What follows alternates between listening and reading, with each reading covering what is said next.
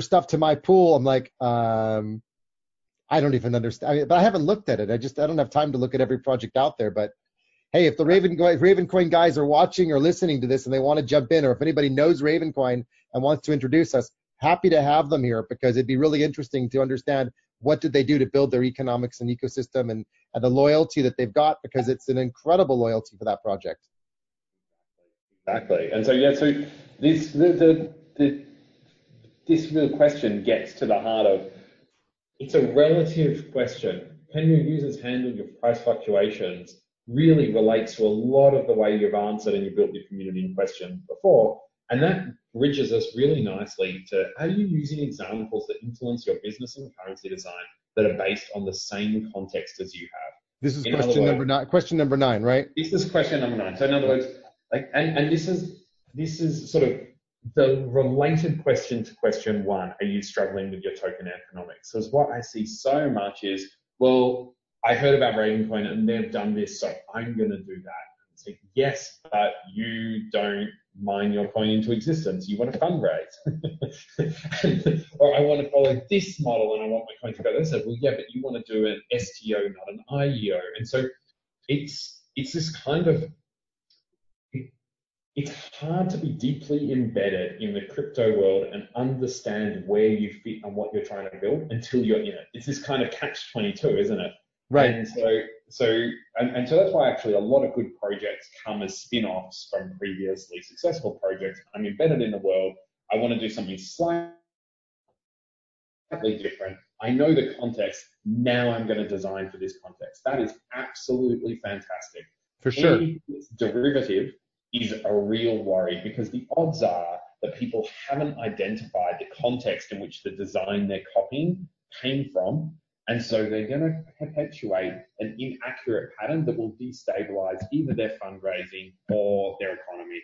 And to me, this is one of the reasons why people will call a lot of the crypto projects, Ponzi schemes or scams. It's that the patterns that were followed were like, oh, here's the bit of Ethereum where you make a lot of money. I'm going to follow that pattern, instead of here's the bit where you lock your tokens for a year and you build and no one believes in your project, and then instead of following that, they only follow this particular piece. So I get so much of, how can I design this currency that works exactly like this other currency? And what they're saying is, how can I get the price curve like this? Not where's my business? Am I a community? Am I a business? So do I want a coin? Do I want to offer a security? What kind of mechanisms do I want for reserves? How do I want to support users? How do I handle price fluctuations? And just going into the fundamentals. It's not actually that hard.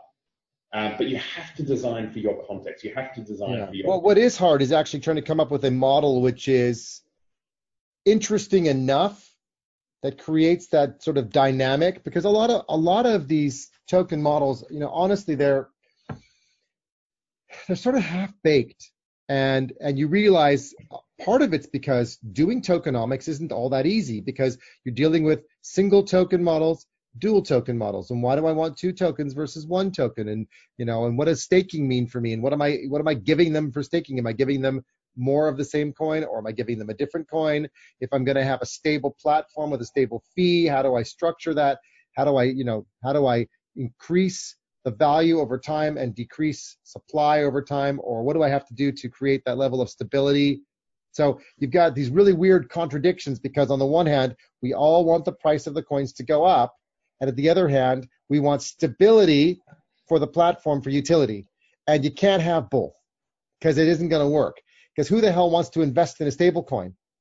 You can actually have, there are ways of having both, but it takes a certain set of conditions. Yeah, I haven't seen them yet. Let me put it that way. Well, no, because it's very tricky to have both in a fixed supply environment. Right. Because of the both the how you're trying to manage inflation and deflation of price in a fixed supply environment, and obviously in a stablecoin environment, there's a stablecoin. So the design is stable, but there are designs that you can put in place to have increased purchasing power for early investors, and then over time, as whatever you're building commoditizes, then you reach a point of price stability. Sure. But I hear you, 99.9% of cases, Too hard. Too it's messy. too hard. And people are so confused by it that they just can't get their heads around it, that they just kind of abandon and go back to, I'll have one token and let the token fluctuate in value. And you're like, okay. And then when it does fluctuate in value, they go, oh no, this is all bad. And you're like, well, no, this was your token design. It was from the beginning. And we told you that from the beginning. You just didn't listen. And I mean, then the classic example was I saw one project where they said, oh, but now we have some investors who are dumping the coins at this price. And I said, you guys have got to be the luckiest people on the planet. And they're like, why? I said, because you have a ceiling. That means you can create stability as long as you've got buyers at, let's say, between 8 and 1. We'll just 0.8 and 1. Let's use those numbers. If everyone's selling at 1, then your ceiling is 1. And if there's that many people selling at 1, then the price won't go above 1, which is great because your price on the exchange or your platform was around 1. But then as long as you've got enough buying behavior going on between 0.8 and 1, you've got pretty damn close to a stable coin. You're lucky because most platforms won't get anywhere near that because there won't be that you'll have fluctuation that goes wildly 80, 100, 200%. You've got pump and dump stuff. By having those those sellers that are that vast, even a pump wouldn't get you out of that dollar level. So you're lucky. And that example project shut down because they couldn't understand what to do because the coin wasn't going to go up. And I said, you're lucky it's stable because it means you can always sell your coins at that $1 price. So as money comes in and you need to flip it to run your business, you can always sell it $1 and you're lucky. And they totally missed the point of actually being the closest project I've seen to having some level of stability because they had a lot of investors with a lot of coins with a fixed price to sell. And it was a manufactured stable coin, but needless to say, it's like, that's lucky. So take the luck and go with it. You guys have got something that others don't have. And they did not get it at all. Totally missed the point. Yeah, very interesting. What I'm hoping with these questions is that there is ultimately delivering a lot of these currencies is incredibly complex. Both the detailed design and the management of the economy, like we should expect, because these are huge economies where we're trying to build.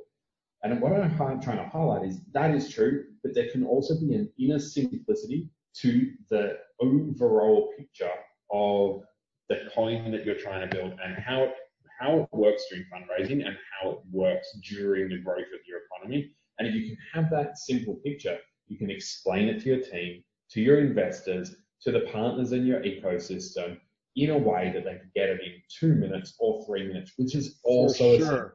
Absolutely. If you can't do that, like if someone needs to understand your currency, and the best is read this currency paper and an hour and understand this mathematics and all those kind of things, then how are you going to get the scale and the adoption of people that need to know, can I believe in this?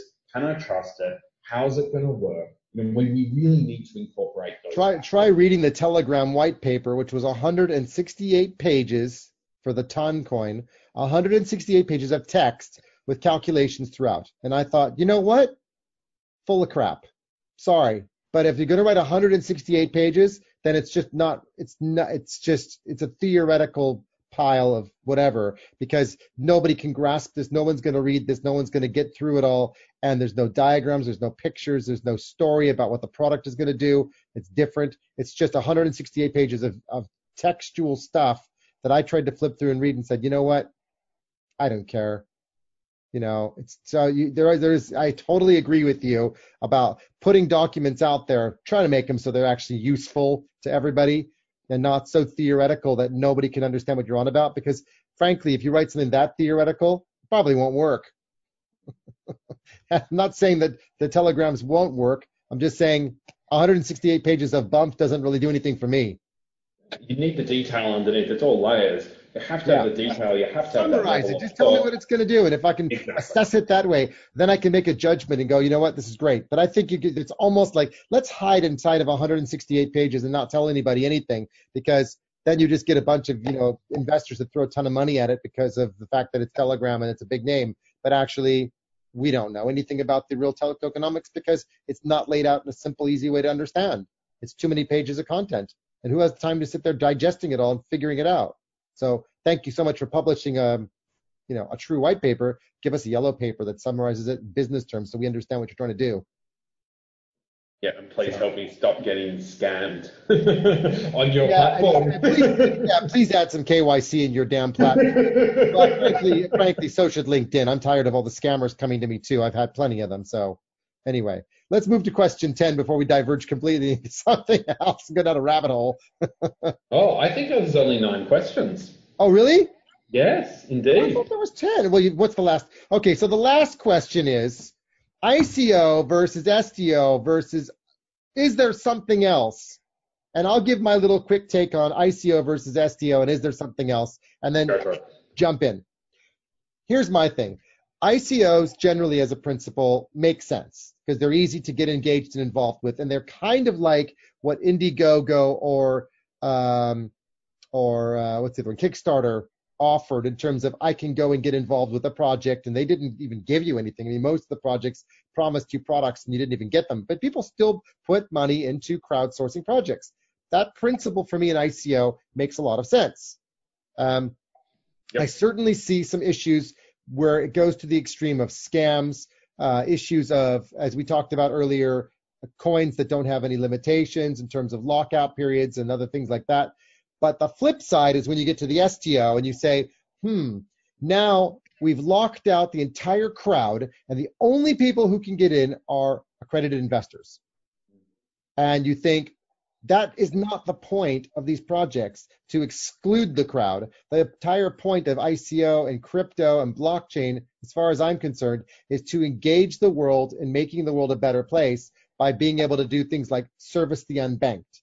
Well, we're not going to achieve that by excommunicating all of the community who actually care about this, like people in countries like in India or Africa or South America or parts of rural China where they don't have access to banking and services. And how the hell are we going to engage those people in any form of engagement in this thing if we exclude them all through accredited investment only and then locking people into 1 year of tokens?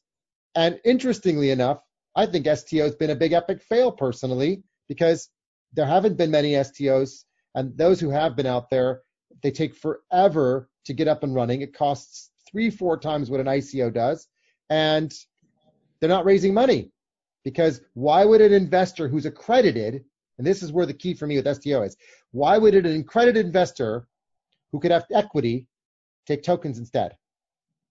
And if they do get the tokens, they get a much smaller percentage typically of dividend over an equity investor. And an equity investor would say, well, hang on a second, I used to get 100% of dividend, and now I only get 80 or 70 or 60% because you gave the rest of it over to the other guys over there for tokens. So that's not very good. So everybody loses on that from an investor perspective, which tells me that we've got something in the middle here where you need, I feel like something that's pseudo, dare I say, regulated in such a way that it's protecting us as investors, but it doesn't stop a guy that may not be accredited that just says, you know what, I've got 5K or 10K I want to invest, or I've got 1,000 I want to invest, and they don't have to have $1 million in a bank account in order to be accredited to participate, but equally, we have the right safeguards in place to allow them to participate. And I feel like that gap between ICO and total kind of chaos and madness and free-for-all, which is kind of fun in one way, but a little scary on another, and the STO, which has gone to the other extreme of let's play in the world of VCs, for me, neither of those camps necessarily works. We went from one extreme to another, as we always do, and we need to find a middle ground. And the question for me is there a middle ground between ICO and STO? Good question. And I probably look at it a little bit differently in that if the world of blockchain is about building decentralized economies, then we're going to replicate a whole bunch of different current fundraising mechanisms and new ones. Yep. So to me, it's inevitable that there'll be a spectrum. What I wrote in the article where this table came from, the 9 questions, was I think ICOs, coins and community offerings, I think have been unnecessarily lumped together. So I see some